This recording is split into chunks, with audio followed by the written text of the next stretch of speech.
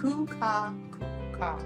Discussions on topics affecting Hawaii's youth, ohana, and community. Aloha mai kākou, and welcome again to another episode of Kūkākūkā by Hale Kipa.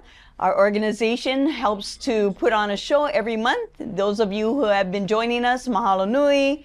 And for those of you who haven't, you wouldn't be watching right now. So please let people know about our community episodes of Kūkākūkā if you haven't done so already, so they can be a part of knowing what's happening in Hawaii as it relates to our youth and our families. Today we have another really special episode. I have with me Kimberly Nabarro, who is with Epic Ohana's Parent Partners Makua Allies program, and she's here to share a little bit about their program and also the value of having parent partners and Makua Allies, as well as two other really special guests. So, Kim, how are you? Aloha Venus, mahalo for having us. Of course. Yeah, Yes. I'm well. I, like you mentioned, I'm a parent partner with Epic Ohana. This is going on 5 years. I will be with Epic, and I serve there as a Makua Ally. I would love to be able to share more about what our program does. Absolutely. So, Kimberly, when you say parent partner Makua Ally, what is that? Well, a parent partner is someone who has lived experience, at least how Epic defines it. A person with lived experience being a birth parent, navigating the child welfare with having our own children in foster care or within the system. It's someone who serves alongside these parents who are currently navigating the system, really meeting them where they're at with our own experiences, being able to help them navigate through it.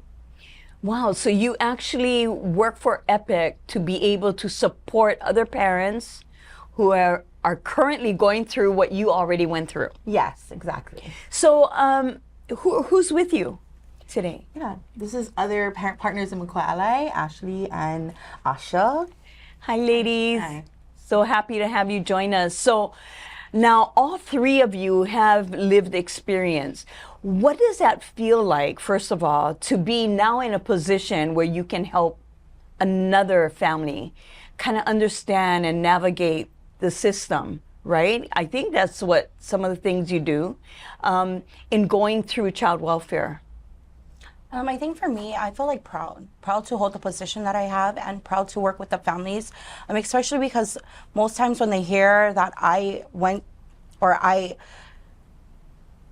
through CWS myself, they can't believe it, right? To be in a position to help people like them, right? And they just like to see the light in their eyes and they're like, no way, for real. It gives them hope, right? It just makes me feel important, that I put these families like smile back on their face, So, I can imagine that people want to know your story, right? So you're open with your story, your own experience with child welfare? Yes, not on the first day though. We don't want to scare them off, but I do. I build a relationship with the parents that I work with, and then over time I just share. Especially when situation comes up, I go ahead and I share my story and what I went through at the same time. And how is that kind of received by them? It's easier for them to when especially when times are when they don't understand, and I kind of help break it down for them, because I didn't understand, or I'm still learning to understand myself. So, helping them kind of understand, yeah. So, Kimberly, I believe that, my understanding is that you were the very first parent partner? I was the very first to be hired as a parent partner. That's correct. Yes. Yeah. So, how did that come about? Well, for me, I'm a person who has navigated the child welfare system on multiple times.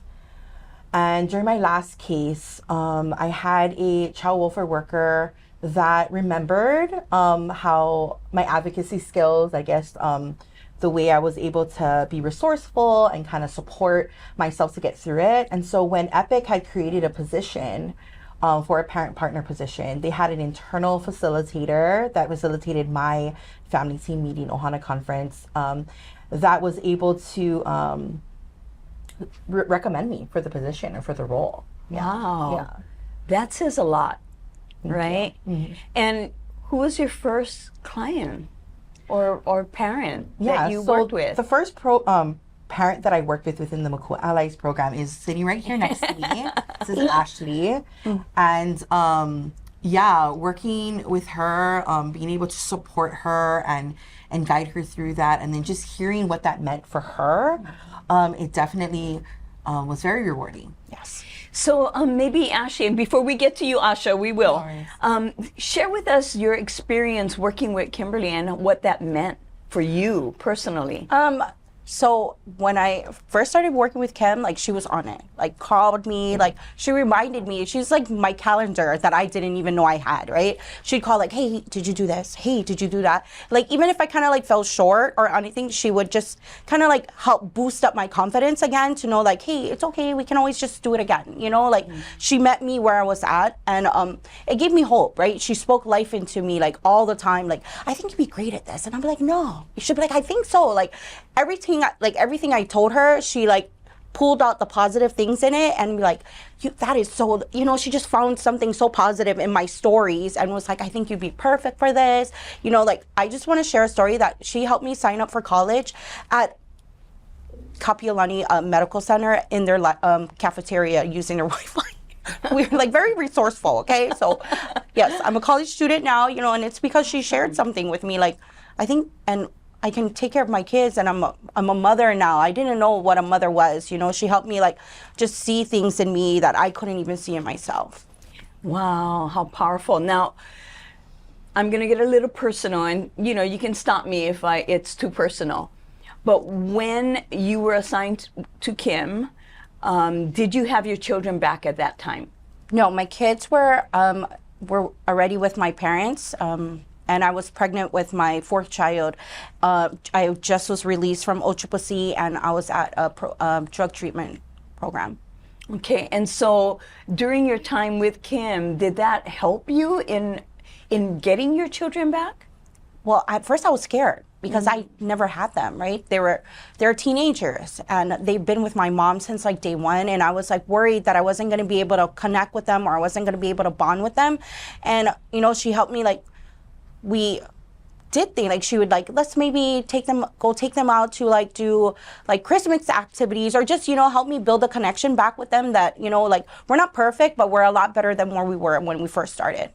Yeah, wow.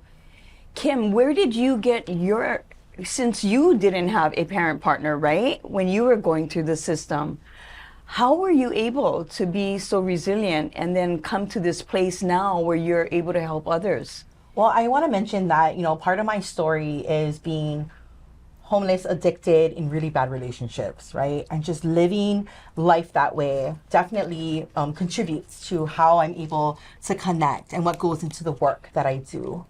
I want to mention that, you know, I remember feeling like no one cared about me, that the community wasn't for me, it was for everyone else. Feeling alone, feeling lost, feeling disconnected, not even feeling like I could be a part of my own family, right? Because of my addiction and because of the choices that I was making.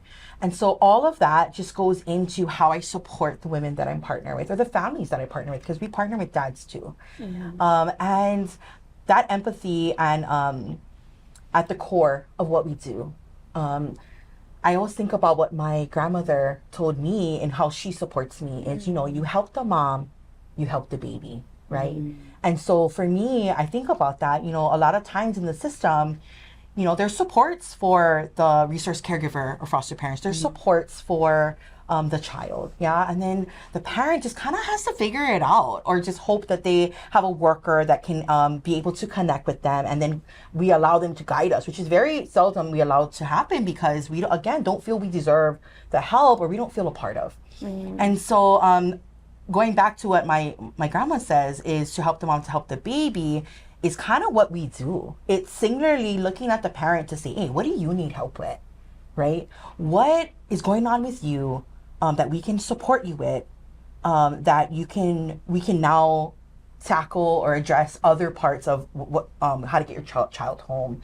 Building that connection, and first and foremost, helping the parent to believe in themselves, right? So first, we have to be motivated and feel like we can do it. so that they can take that next step, and they allow us to guide them to do that.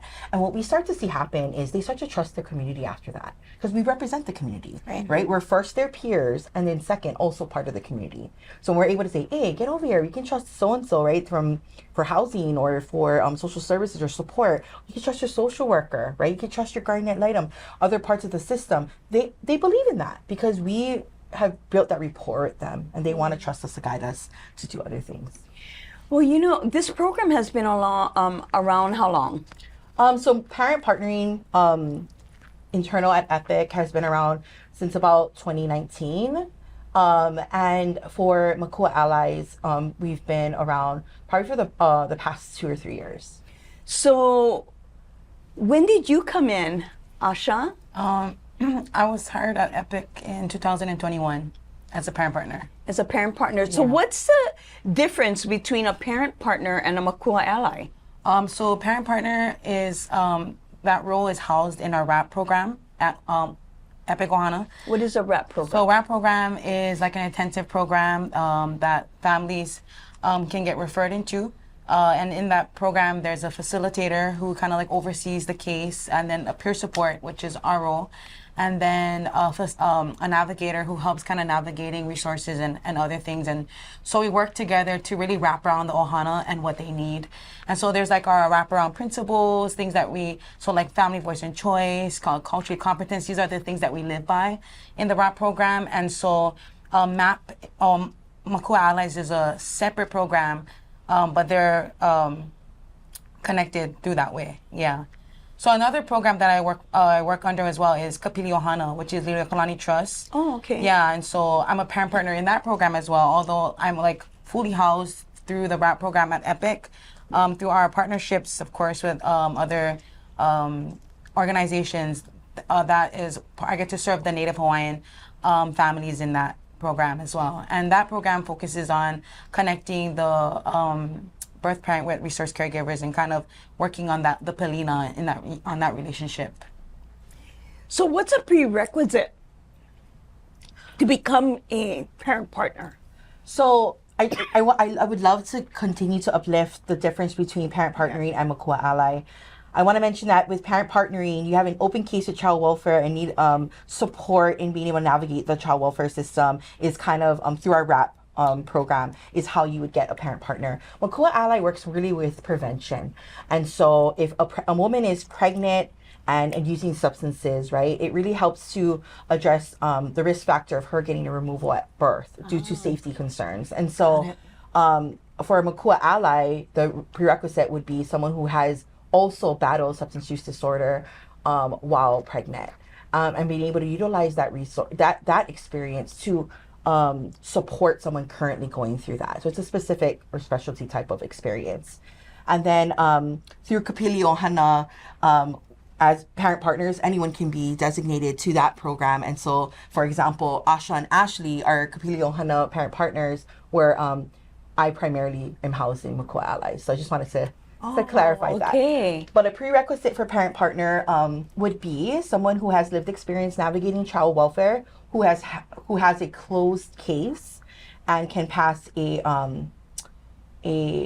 satisfy a clearance, like a background check. So for those in the community who doesn't know like what an open case versus closed case are, like, can you differentiate? Right. So with child welfare, for example, for my situation, I had 6 active cases at one time, at different times, but they were open at one time, and they were either ended in permanency, meaning I don't raise those children that were placed with family members to care for. That usually resulted in guardianship or termination of parental rights. And then I have children that I was able to reunify with that I currently raise today. So that all resulted in a case no longer being active. So they're closed. Okay. So that would make me eligible now to apply to be a parent partner. And when I say satisfactory background check, I have history with, with having a criminal record. I have history with having child welfare involvement, but we go through extensive background to be able to explain kind of what was going on in our lives when that happened and what did we do about it, right? And so it's really giving us the opportunity to be able to work with families that are currently being serviced by the child welfare system, but without, but also minimizing that risk, those risk factors, by saying that, but this is not who we are anymore, and this is kind of what we've done, to address those issues that caused us to be in the system before. So it sounds kind of similar to what Hale Kipa has to do when we're trying to hire new workers, because we work with youth, Yes. minors, we go through the whole criminal background check as well. And many times we go through child welfare to get clearance, and then we get a stumbling block, right? They had a open case at one time, and they're closed. Even though they're closed, we still have to provide some kind of justification of why we think this person would be good to hire. Now, personally, myself, I think those with lived experience in any kind of thing, right? Whether it's domestic violence, substance abuse, child welfare, brings a whole load of valuable personal experience to helping others. So that's something I know that we would love for our state to stand by too, right? Of course, we're always gonna have to be careful, and take the precautions and our due diligence. However, there is value in lived experience. Having someone work with you who also went through the system, I'm sure made complete, sense to you, right? When she spoke versus someone who's never gone through it. Yes. And same thing with you, yeah, Asha. So were you able to reunite with your children, or? Yeah, so 2 of my oldest children were adopted by my mom, but then my youngest daughter, I reunified with her. And then, right now my family's going through a transition. So my kids live with me, full time, but not legally mine yet. So we're kind of going through that transition right now. Oh, awesome. Yeah. But a lot of times people are quick to judge, right? We judge, oh yeah, they had a CW case and this and that, and they don't understand the many challenges we go through as families, as parents. And then also you throw in addiction, right, to that. And addiction is a disease that we don't normally treat like any other physical disease that other people go through. We have compassion, we have empathy, and then when it comes to substance abuse, people go, that's their choice, right? Now, what would you want to say to people who probably are quick to judge and being in that situation where you paid a price, you lost your children in the interim, right? What would you want them to know?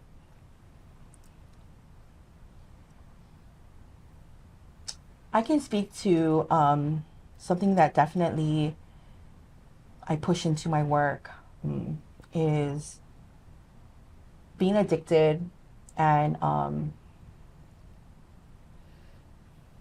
not only to substance, but even to my relationship, right? It kept me hostage, really.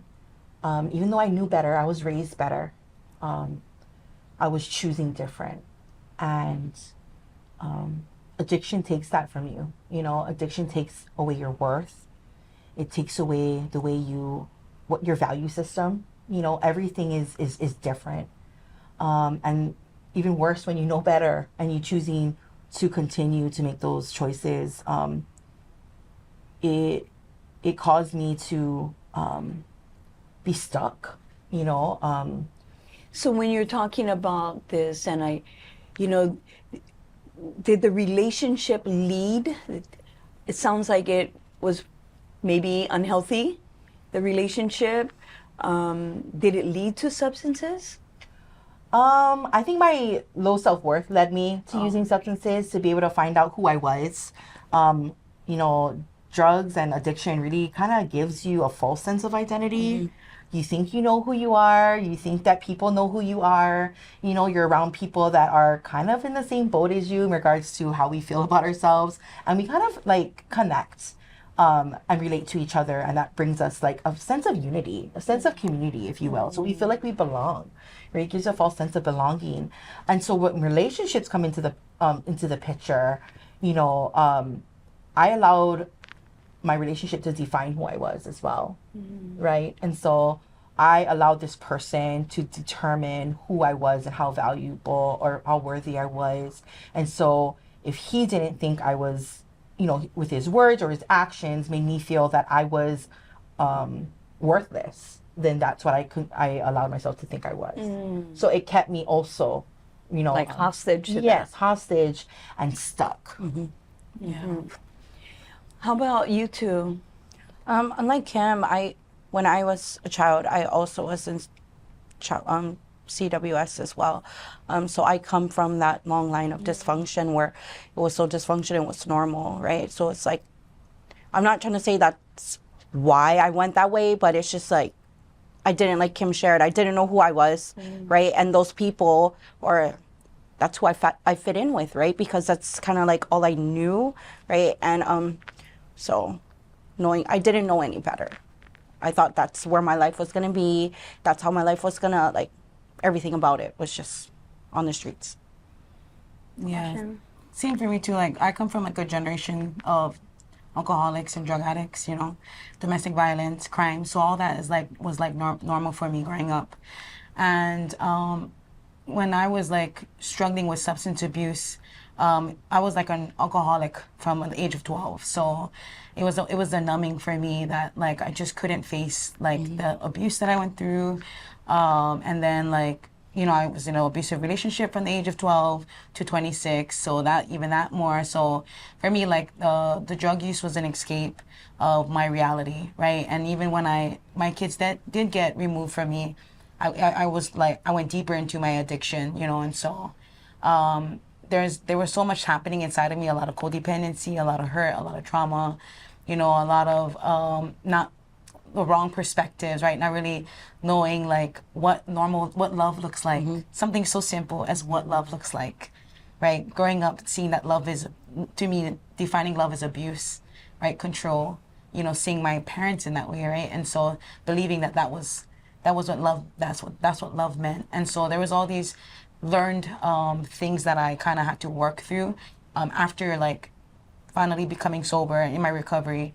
And so there's a lot happening inside for someone who's struggling with addiction, far beyond the drug. Yeah. So thank you for saying that, because I think sometimes we try to focus on, the result, like the abuse, but what is the root cause, right? You talked about that low self-worth.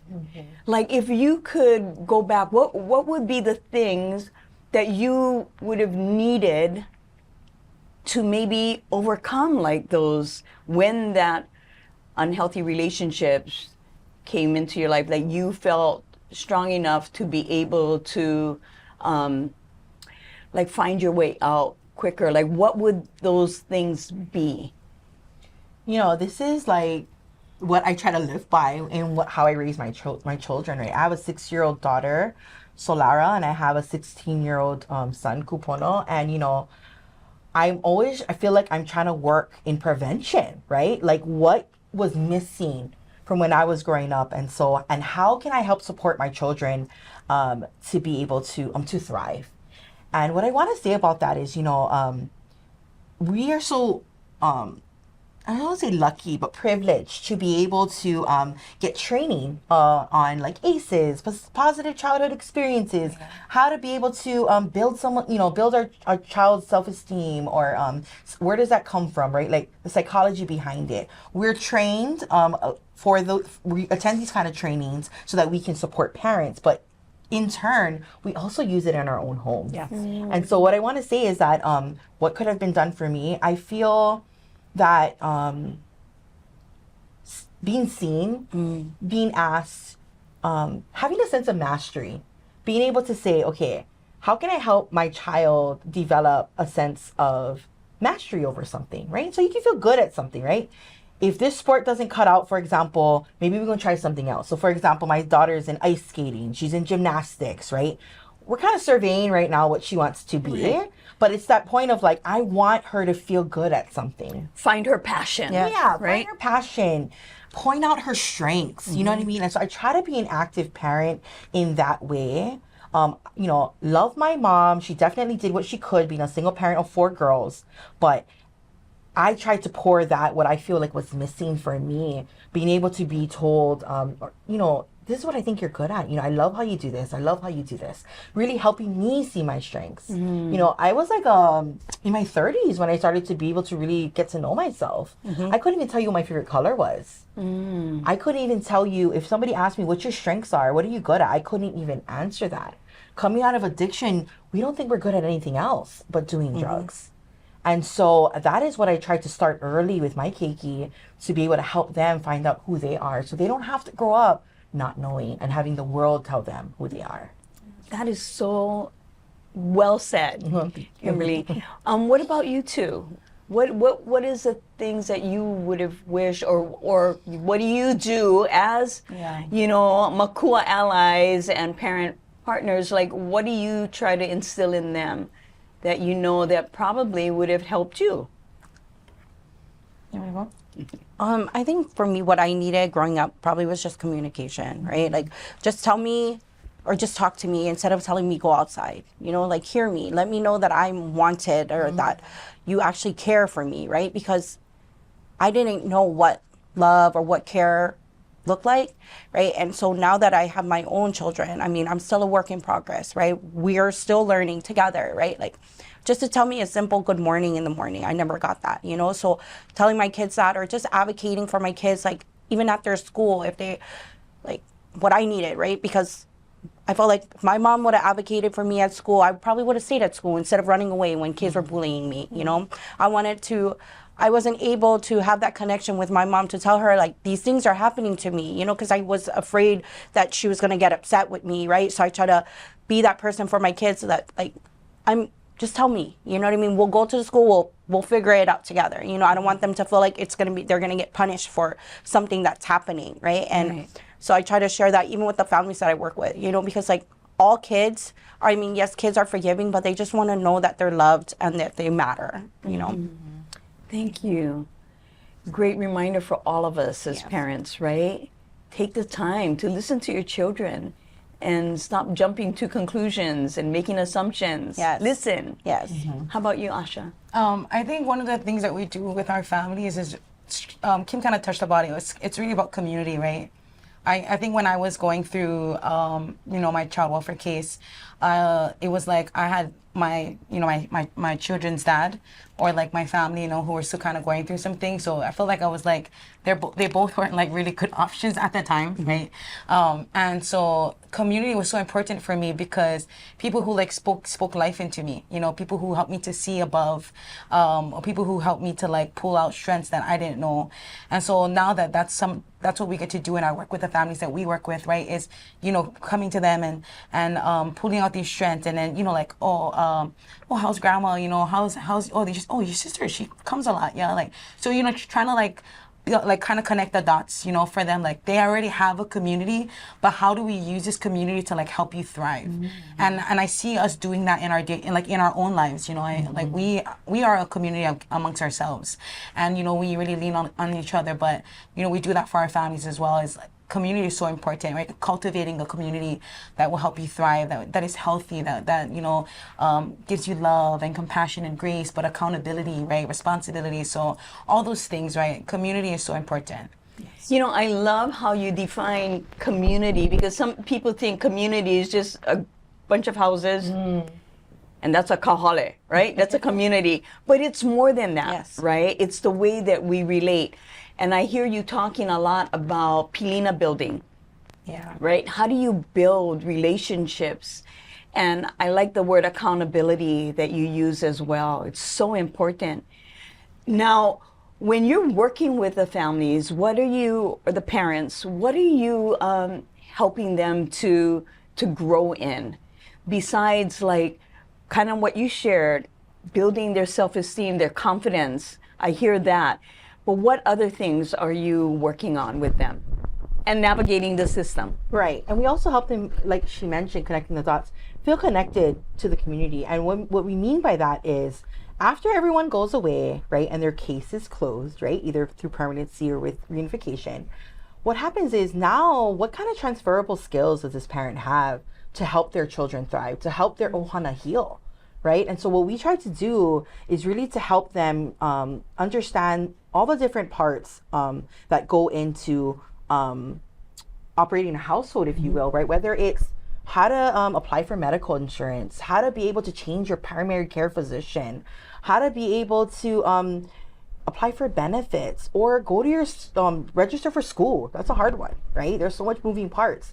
Everything that we help to model and we kind of walk hand in hand with to start with parent partnering, we show them how, right? By showing them how, the hopes is that now, no matter what they come across, they know how to break it down, they know how to ask questions, they know how to advocate for their keiki.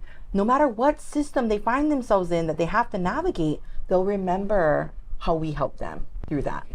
Gosh, what you're talking about is like what all parents need, right? It's not just parents in child welfare, it's every parent. I mean, it's not things that we learn in school, right? And it's so funny because the things that matter the most is not taught in our current DOE system, right? The life skills, that kind of stuff, like navigating through, like, what kind of resources are out there? How am I able to access that resource? Like this, what you're doing is so valuable, so important. Have you guys ever thought about, like I hear constantly people saying, well, you know, there are 3 main things that, you know, families need is affordable, stable housing, healthy relationships, and livable wages. Is that something that you guys also work with, or no? Hey, you know, I just want to bring up, I love those things, right? But, right, to even access that, I think what a big part of what we do is to help build the belief in the parent.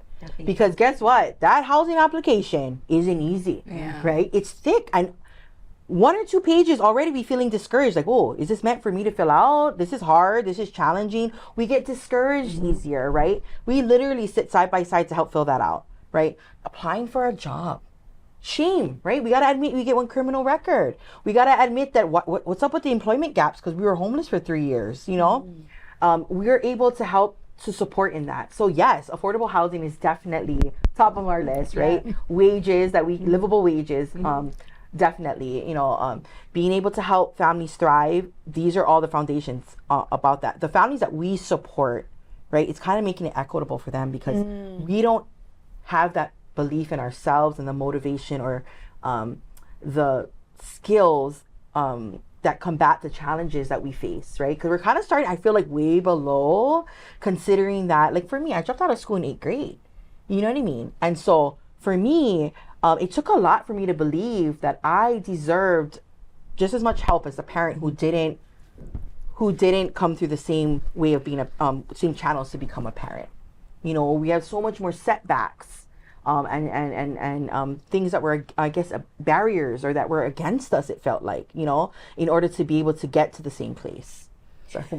Wow, that is such a great point, especially for those organizations that's focusing on those 3 things to take into account, right? That we make assumptions that people are ready to, you know, look into livable wages and job skills and affordable housing. And, you know, we assume, oh yeah, they can handle the application or they can do this and that, or they feel confident enough.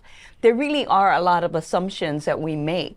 So who are helping our families who aren't at that place besides parent partners and Makua allies? Who else is out there helping with that thing that you talk about where you can believe in yourself and addressing those challenges that you face? Well, I want to mention that, you know, there's peer support specialist training that are happening through Department of Health. The PUA Foundation is actually who certified us. And so what does that mean? Anyone with lived experience, whether it's homelessness, re-entry to the community from prison, whether that is addiction experience, right? It's partnering the population that needs the service with a peer who has been through it. So we're not the only ones actually doing peer work. This is just our specialty, is child welfare support. Okay, so yes, PUA Foundation is focusing on a lot of the women who are incarcerated and going to be transitioning out. So yeah, kudos to them, because they're an awesome organization. We're actually trainers alongside them. I just want to mention. Wow. So we co-facilitate trainings to help train the community that have that lived experience, right? Experience of being a youth that was navigating the system, right? Whether in foster care or in juvenile justice, being a person with lived experience in addiction or mental health, being a person that is reentering, has experience with navigating the criminal justice system, or being a parent who has navigated child welfare that wants to work within that population. So those are the criteria for that training, and we actually are trainers ourselves for that. So when you're training, I mean, are you looking for workers who will actually become a parent partner? Yes. And Yes. Yeah? So not only those with lived experience, but have the intention and the desire to be able to do this, be employed, have a full-time employment doing it. so who would hire them? That's the question. Right now, we have a few people that actually have peer support as an employable position. Now, I know that there was a bill that was introduced last year, right? In support of more peer support, parent partners. Can you share a little bit about that?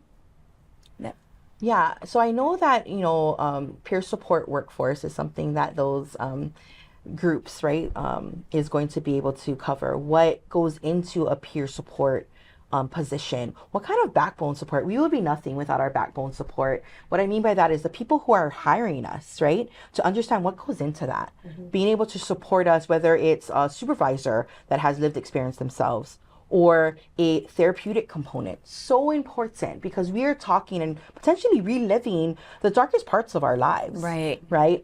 Being able to teach even system level, right, how to include lived experience voice. I say that because the missing part, what we're starting to see in the more invites that we get, is the missing part of data is the stories behind it. Right. And so being able to include us in a way that helps us be our best selves at the table, so that we can feel supported to share and understand exactly what parts of ours, because we have a lot of stories, we've been through a lot. And so being able to really narrow in on what the ask is and how we can contribute in a meaningful way. And so I'm hoping that this is something that's going to come out of the work group, is really hearing not only who wants to be able to create a position for themselves to hire people that have lived experience, but also how they intend to do that.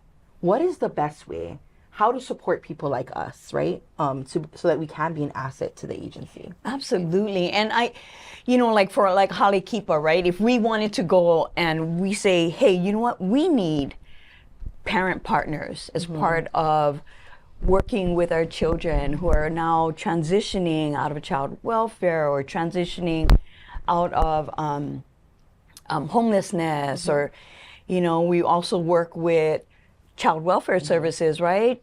So, or coming out of the youth correctional facility, it would be great to have our state see the value in that and put out some RFPs, right, regarding that. Like, hey, how many of you organizations would like to apply for a grant that can bring this lived experience into your organization? Yes. So it can bring more meaning to those that you're serving. Right. I would love that to happen. Hey, I just want to mention, I was that keiki. I was that troubled teen that came through Hale Kipa, that was at HYCF for 3 years, right? I wish my mom had kokua, right? I wish my mom had someone that was going to help her to understand how to navigate those systems. Thank you. Yes, because I keep saying, we don't have kids to hand them over to the state to raise, right? Like, help us to become better parents. Yes. Help our families to know how they can support us to be better parents, right? It's not for the state to raise, because ultimately, when the state has them, the children become ward of the state, but then they end up in our shelters, right? They're not taking them home for them to stay with them in a home.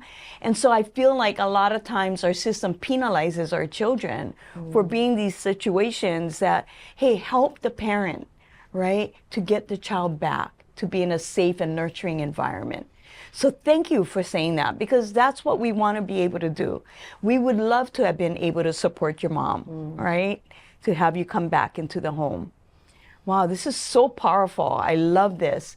Now, the other thing is Malamohana.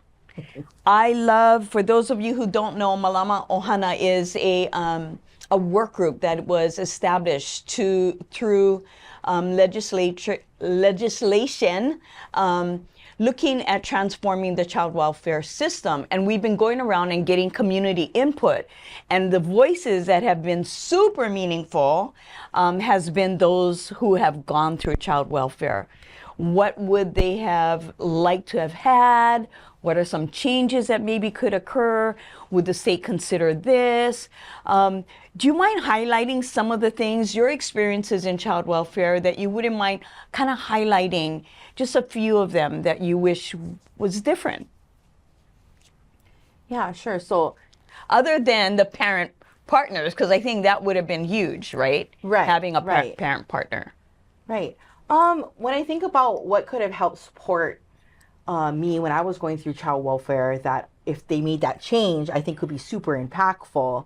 I think would have been being able to focus on that self-worth that I was speaking about.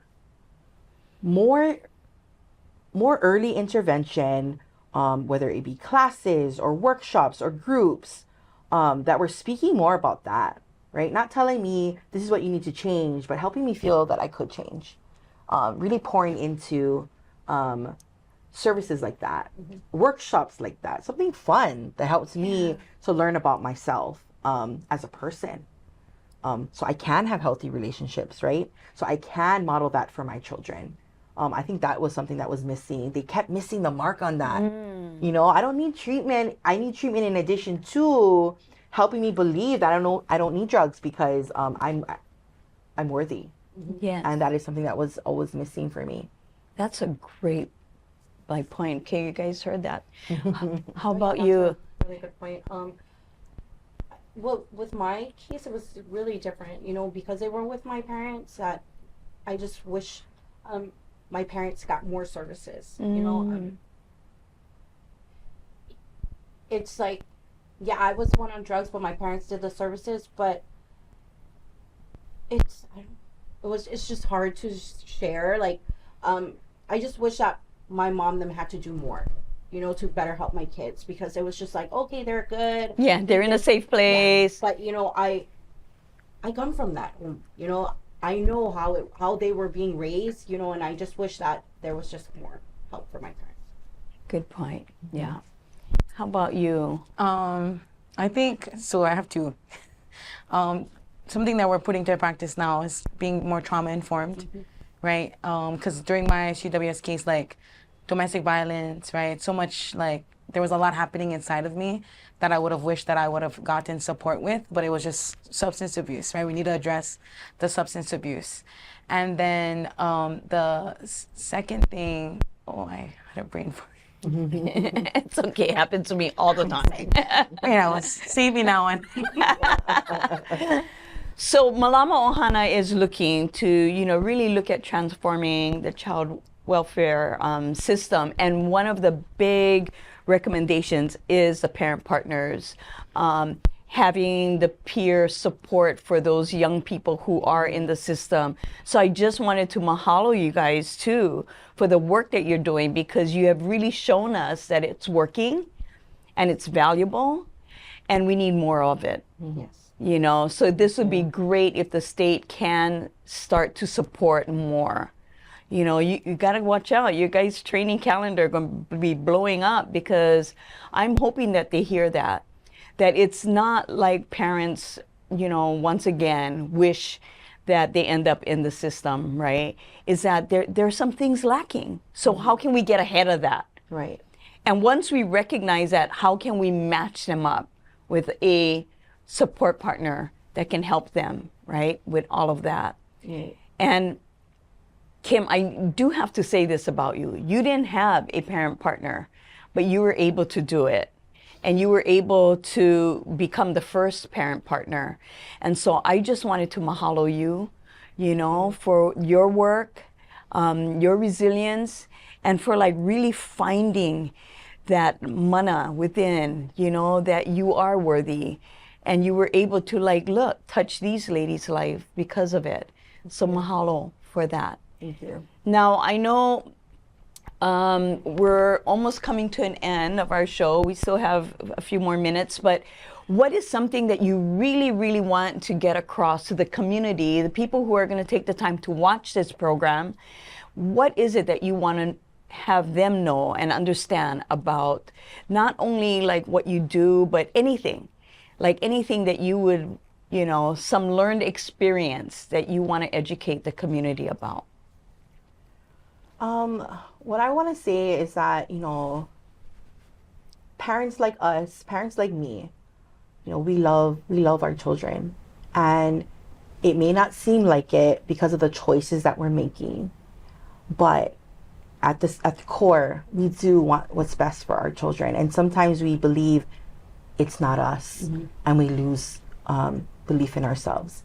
But if there's something that I could leave the community with, it would be that if you see, you know, someone in need, someone that needs support, you know, connecting them to resources, connecting them to someone that maybe could take them the rest of the way, that could believe in them. I can't tell you what a difference it made when I found people who believed in me and how far that took me. So, mahalo.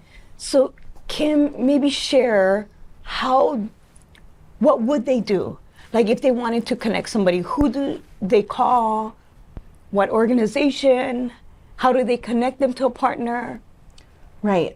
So for now, I think we're still trying to build a more community-based approach so that everyone, whether it's your neighbor, community member, storekeeper, they're all going to know where to go. And I think I forgot to mention that for Malama Ohana recommendations is that idea of a kapiko, where there's somewhere that every community has a center, a place that feels like home, that families like mine feel welcome to go to for support, but more so the community knows where to get that help.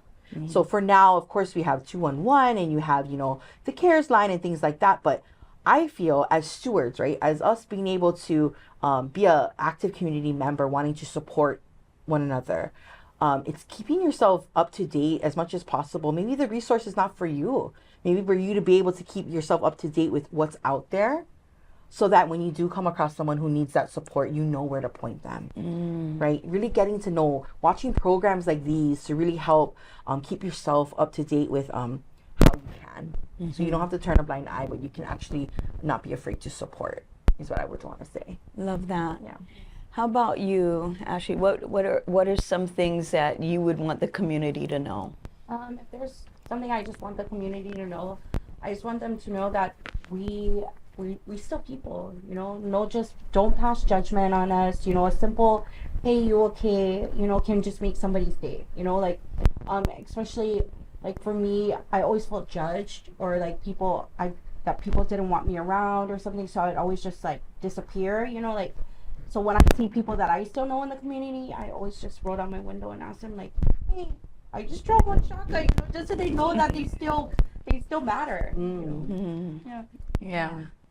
I would think the same thing for me too. Like, empathy goes such a long way, you know, and like, I think that sometimes, like, we don't really know what someone's going through, you know, like, everyone kind of is going through their own things in life. It could be something as having a busy day, hectic day at work, right? And having an upset client, to having your kids in child welfare, right? So everyone's kind of going through some stuff, and like empathy goes such a long way, you know. And it doesn't just have to be like a peer support or like someone who's like, it's like with your neighbor, you know, with somebody at the grocery store. Like empathy goes such a long way, and you know, it's like when you pour out love, you know, love will be received. Yeah, you know, it's, you know, you say that, and I think back of when I was growing up, when dinosaurs roamed the earth.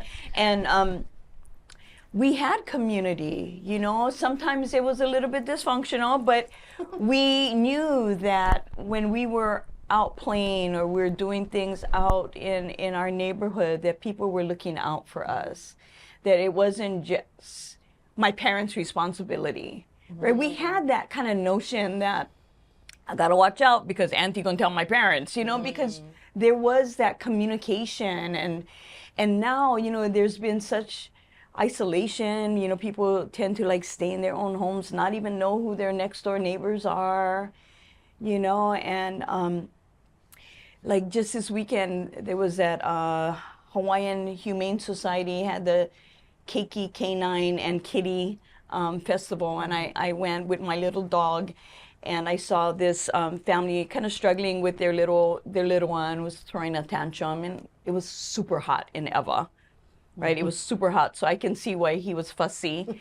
And people were just walking past as the baby was throwing a tantrum and this and that, and then I just kind of like, oh, I wonder if I can take my doggy over there and see if, you know, can brighten his day. And so kind of walked over and kind of disrupt the tantrum by him kind of looking at my dog, you know, and going, oh, puppy, you know, like, and I know the parents were appreciative, but, you know, sometimes we see that as being ni'ele or even maho'oi, right? But you know what? We got to get past that. You know, because you know what, if I don't want the help, I'll say, you know what, sister, I don't really need the help right now. But at least we try, right? We reach out and we say, hey, sis, how you doing? You know, is there something I can do to help you? You know, hey, brother, how you doing? You know, like, I remember passing by on Kahumanu Highway, because, you know, I'm from Maui, right? So I'm on Kahumanu Highway, and I saw this guy, like, hitting his wife or girlfriend or partner in the car and like my first reaction was to honk the horn, right? Like ah, you know, just honk, just to kind of like get him to look like, stop it, I'm watching you, you know? And you know that we have to sometimes do that where and don't feel bad about it, right? Because that's how we're going to start to build communities, be interested and be empathetic to others. You know, I also want to uplift the idea of how to support, because, you know, normally it's like mandated reporting, which of course, right? Of course, if there's ever a concern, you know, you want to make sure that a child's not being harmed. But also in the same breath, mandated supporting. What I mean by that, I'm a single mom, right? I live in a cul-de-sac. If you see my daughter playing outside and I don't even know how to ride a bike, right? Maybe offer. I know this is a single mom. She's working all the time. Maybe I can offer to, hey, you like me to teach your daughter how to ride a bike? Or you want her to play, can she play with my kid in the circle? Or something. You know what I mean? To me, it would be such a big help to know that I'm cared for by my neighbors. Right? yes. They can hear me and my son always kind of going at it, right? There's concerns with his behaviors and things like that. There's no men that live in my house. Right, as a male, maybe coming over and saying, hey, well, I can take him fishing, or I can, you know, talk story, play ukulele inside the garage or something. Be such a big help. To me, it would make me feel cared for by my neighbors, you know? Yeah, being able to just feel supported. That is great. And, you know, oh, by the way, I can teach your daughter how to ride bike if you like. I got to teach my grandson. He just asked me, Mama, I don't know how to ride a bike. I was like, oh, okay.